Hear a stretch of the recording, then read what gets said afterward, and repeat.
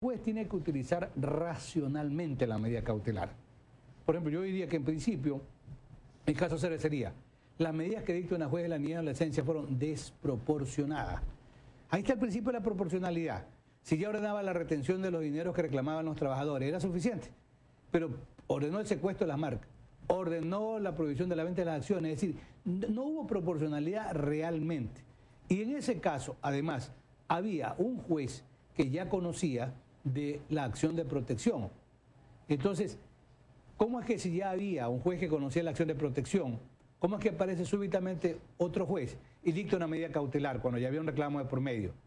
Por otro lado, aparece después otro juez que deja insubsistente parte de las medidas cautelares. Y después aparece otro juez en Quito que deja insubsistente otra parte de las medidas cautelares. Las medidas cautelares como tales, una vez que se hace el reclamo, son susceptibles de recurso, para que haya otro juez que reexamine y diga si está o no de acuerdo con esa medida cautelar. Aunque era discutible aquí porque ya había un juez que conocía la acción de protección, había 3 procesos más por medidas cautelares. Y entonces, ¿qué ocurre? Diría yo, el juicio principal, que era por la acción de protección, donde, a ver, ¿cuál era el objeto jurídico de la acción de protección? El ministro de Trabajo, del área de trabajo, recibe un reclamo de los ex trabajadores, que le dicen los ex trabajadores lo siguiente: a ver, nuestro empleador de la cervecería, durante me parece que 9 años, ha declarado voluntariamente que ha ganado alrededor de 460 millones de dólares. No nos pagó utilidades. Y el argumento para no pagarnos era que nosotros estábamos contratados por compañías tercerizadoras. Como ya la tercerización no existe, dice, esas tercerizadoras fueron creadas por nuestro empleador precisamente para no pagarnos utilidades. Entonces, como esas, tan cierto es que esas tercerizadoras solamente trabajaron para nuestro empleador. Entonces, a ver, lo que nosotros queremos es que, como nuestro empleador dice que ganó 460 millones de dólares, nos pague el 15% que ordena la ley, que son 92 millones de dólares. Ese es el objeto jurídico por el cual se hace el reclamo. Se va donde el ministro como autoridad de trabajo. Otro ministro, ojo, que en el caso de la Olsin había ordenado que se pague. Entonces, ahí queda una inquietud. ¿Cómo queda el principio constitucional de la igualdad de todos ante la ley? Entonces, citan al presidente y le dice, oiga, ministro, ya mandaron a pagar a la Olsin, me parece que 25 o 30 millones de dólares. Queremos el mismo tratamiento. Y el caso de la Olsin, tengo entendido que fue por el mismo objeto jurídico.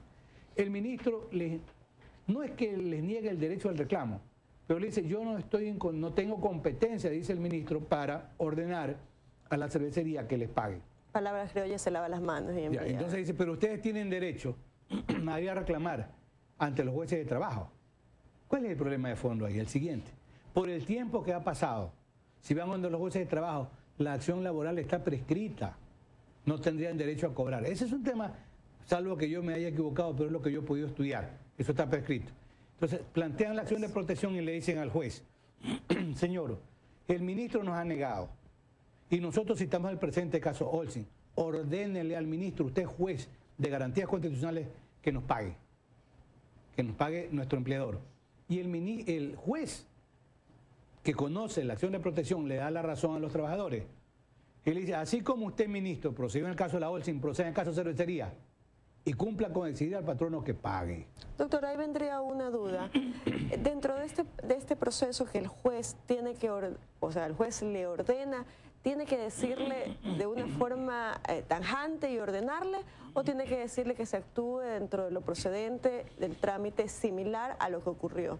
Porque son dos actitudes diferentes. Una cosa es que el juez le ordena y dice páguese igual como, o trátese de la misma forma, o otra cosa diferente es que... La sentencia, porque son sentencias que dicta el juez, en este caso, por la acción de protección, es una sentencia de cumplimiento inmediato. Tanto es así que dice que el defensor del pueblo supervile o supervise que cumpla el ministro. ¿Qué pasa si una autoridad se resiste a cumplir con la disposición del juez de garantías constitucionales? Eso es causa de destitución por desacato. Por eso es que tengo entendido que el juez que conoce la acción de protección le dice al ministro, señor, usted queda prevenido, que tiene que cumplir. Hay muchos casos de acciones de protección. Por ejemplo, uno contra la Contraloría. Le dice, señor, usted hizo mal en despedir a este trabajador, un caso de un señor discapacitado. Le dice, y él tiene derecho a que usted le dé un nombramiento ya en firme y que usted le pague todo el tiempo que no ha trabajado. ¿Qué ha hecho el Contralor? tuvo que ordenar que se les tiene el nombramiento, tuvo que pagarle. Y luego ir en acción extraordinaria de protección para decir a la Corte Constitucional que ese juez, mediante la acción de protección, perjudicó a la Contraloría y perjudicó al Estado. Eso sí es otro tema. Claro. Pero tiene que cumplirse con la orden del juez que dicta la sentencia en acción de protección. Entonces el juez le puede ordenar al servidor público que cumpla tal cual él lo dice, lo dictamina. Aquí se ordenó, pero ¿qué ocurre? Como era el procedimiento en primera instancia, eso es susceptible de recurso. Y eso se sortea y le toca a una sala de la Corte Provincial de Justicia del Guayas. Ahí viene el tema. Porque, por lo que conocemos, porque como no hay un documento oficial, yo busqué en la página web de la Corte Constitucional una vez que aprecié el escándalo, y ya entiendo las razones, porque no estaba notificado, y luego podemos conversar el tema, qué carácter o fuerza tenía una sentencia firmada y no notificada. Claro. El hecho cierto es que hay un recurso pendiente, la apelación que hace la cervecería, en ejercicio de su derecho. Pero para ese momento, ya la competencia la había asumido una Corte Provincial. Todavía no concluía el proceso.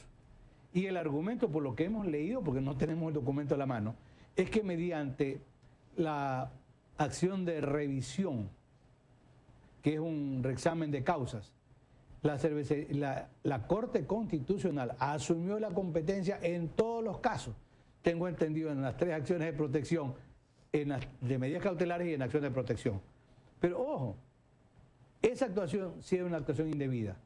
Y eso, usted dijo bien en su momento, debió haber sido rechazado en la sala de admisión. Es decir, un momento, aquí hay recurso pendiente. Todavía no podemos ejercer nuestra competencia constitucional a la revisión para crear jurisprudencia vinculante o obligatoria, que puede ser vinculante interpartes, entre las partes que están en contienda, y puede ser vinculante obligatoria con efecto erga omnes para todos los casos futuros, depende de cómo salga la resolución. Claro. Pero el hecho cierto es que había ahí una afectación de procedibilidad, porque todavía no tenía competencia la Corte Constitucional.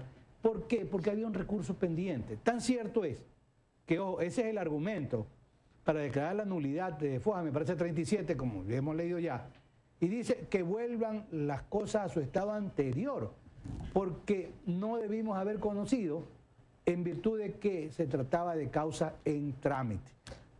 Como dijimos, último filtro, ya cuando hayan concluido, no habían concluido, consecuentemente no tenía todavía competencia la Corte Constitucional y debe haber sido rechazada en la sala de admisión. Doctor, pero dentro del mismo aspecto, en la misma Corte, aunque haya pasado el filtro de admisión o los filtros que tiene la Corte Constitucional, era un caso de conocimiento público en el cual había discusiones académicas en todo ámbito, porque el caso de la cervecería y de que estuvieran tantos jueces metidos dentro de unas mismas acciones o de unas medidas cautelares, se hizo un escándalo. Entonces, basta con haber encendido el televisor o haber leído un periódico. Entonces, el desconocimiento allí deja como un margen de duda. Por un lado. Por otro lado, en el tema, ¿cuál es el argumento por lo que ya conocemos en el escándalo para dejar sin efecto, sin valor, todas las acciones de medidas preventivas, tutelares, cautelares y el proceso por acción de protección? El argumento fue el siguiente, se dijo: los jueces se han equivocado porque han constitucionalizado un tema que tenía que irse a la justicia ordinaria. Esto no era un tema de garantías constitucionales, sino de la justicia ordinaria o común. Los jueces actuaron mal porque los jueces no tenían por qué asumir la competencia en un tema que, de acuerdo con la resolución de la Corte, la resolución fallida, para llamar de alguna manera, claro, no era un tema que realmente mereciera un tratamiento constitucional. Mire, allí se crea una situación muy incómoda, porque yo no sé con este argumento qué va a pasar a posteriori. Entonces, los jueces, que no siguen siendo jueces especializados por la materia, ¿cómo van a actuar en lo posterior? O sea, un juez va a tener facultad para decirle: ah, no, señor, yo no le doy trámite, porque para mí eso es justicia ordinaria, eso no tiene nada que ver con temas constitucionales. Entonces, crea un precedente, para mí, sí, negativo. Porque entonces mañana puede decir un juez: yo, señor, no le doy trámite. A pesar de que la misma Constitución y el Código Orgánico de Garantías Jurisdiccionales y Control Constitucional dice que las acciones serán mediante un procedimiento ágil y rápido. Así es. Tan cierto es que la misma Constitución le permite que el reclamo que hace el accionante pueda hacer de manera verbal, sin necesidad de un abogado. Entonces, a mí sí me parece que hay un contrasentido. Si la Constitución garantiza, hace viable la rapidez, la celeridad, la desformalización. ¿Por qué? Porque es un Estado constitucional, ya no un Estado de derecho, no es un Estado de reglas, es un Estado de principios. Entonces, sí es justo y pertinente, y esto para retomar la idea, que los jueces asuman con responsabilidad. Y